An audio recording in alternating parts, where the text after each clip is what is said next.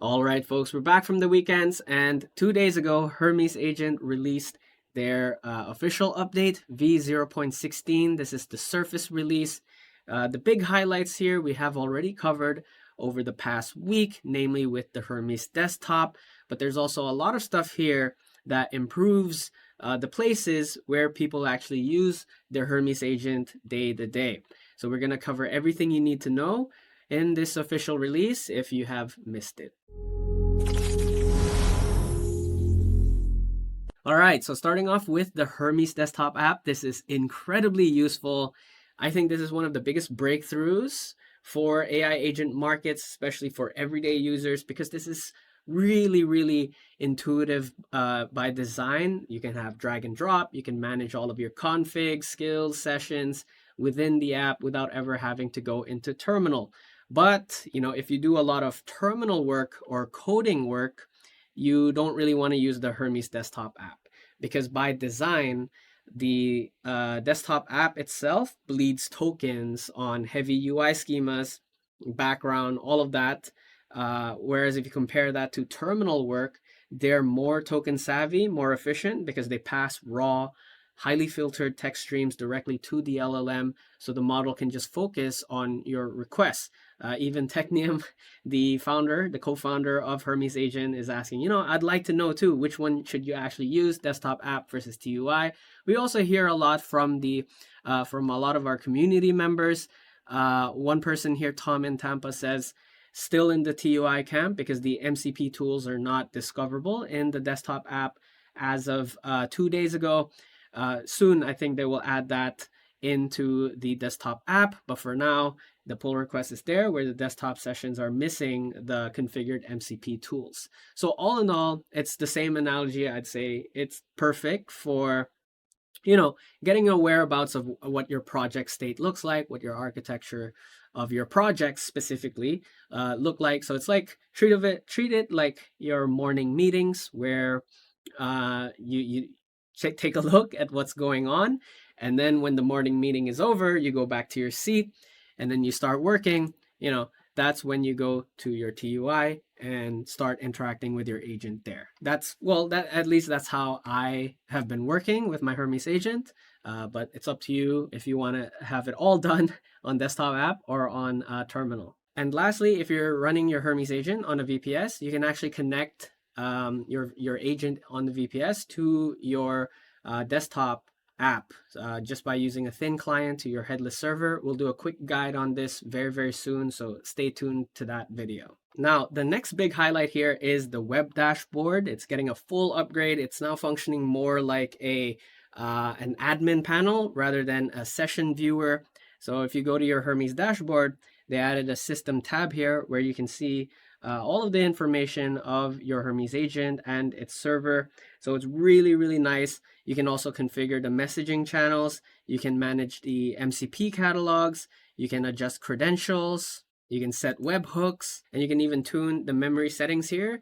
So this is a very big deal because a lot of routine admin can now move out of config files and into a browser workflow that is easier to manage. And also, if you're in a team setting, it's easier to hand off to your teammates. And you can even compare using the web dashboard to the desktop app.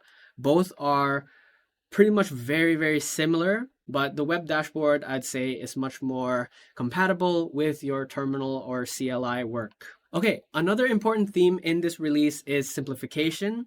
So we are seeing a lot of cleanup of the skills. So the default skill set has been trimmed with redundant or stale built-in skills removed, while heavier or niche skills are more of now optional installs instead of being part of the default experience. So this is a lot more efficient, and I think this came as a result of the mini beef that Technium and Theo had. Theo was talking about how there's just so many skills pre-enabled for Hermes Agent that Hermes Agent just isn't for him. But Technium defended, you can toggle them on or off, right? Like you have full customization of your Hermes Agent.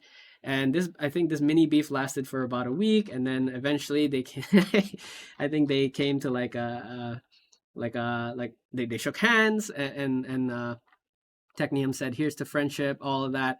But it drew the attention to the Hermes Agent team and Technium, and they realized that, okay, maybe Theo is not wrong, right? Because when the skills curator came out, it cleaned up like skills that we don't use, but then we might end up actually using them in the future. So it's like this automatic system is not really helpful, right? It should just be like a toggle on or off. So in addition to that, they've leaned down a lot of the skills in our Hermes agent, the built-in ones. They've also added an environment gating, so the front matter system, so that context-specific skills do not show up in the default index unless the environment matches. So in practice, this should reduce prompt clutter and make the agent feel more focused, especially if you want a leaner daily setup. There's also a blank slate install option with install no skills, and the curator can now prune unused built-in skills as well. And the skills hub side is also broader now because NVIDIA skills has been added as a trusted tab alongside sources such as OpenAI, Anthropic, and Hugging Face. So if you're working with CUDA-X, NIM, or related NVIDIA tooling, this lowers the friction to bringing those workflows into your Hermes agent. Model selection has also improved in a way that you can notice this immediately. It's not a big change, but they have fuzzy search now. So partial inputs can still find the right model quickly. So before you had to, if you needed to use DeepSeek V4 Flash, you needed to type this right away. But now you can type V4FL, it filters for DeepSeek V4 Flash. So it's sort of like search engine recommendation. It's not a big deal. I still, in the habit of typing the actual thing. You need to be very accurate, right? When you're in Terminal or CLI. And an important note here as well, if you're a subscriber of the Nous portal plans, even on the free plan. So the tool side here is we're seeing Nous managed backends are more visible in the gateway flow as well. And the file video generation is routed through the managed Nous gateway. So this is the free one that you can use as part of your subscription plan. So now they've solidified that by having it routing through the managed Nous gateway. So sometimes there was a bug where it wasn't, and then it just ended up charging to your API key if you have configured it. There's also a few quality of life improvements inside the core agent loop. One is the new undo command, which can roll back the last several user turns and restore the most recent message for quick correction. So this is incredibly helpful. You know just how underrated an undo button is. You messed up something, you can roll back. Another one is the max spawn depth. So it's now effectively uncapped, which matters mainly if you're running deeper delegation trees or more aggressive multi-agent workflows. Hermes Agent also added a Hermes prompt size diagnostic, so you can inspect context usage more directly. And at the same time, the read file path has been made more token efficient, cutting file read token usage by about 14%.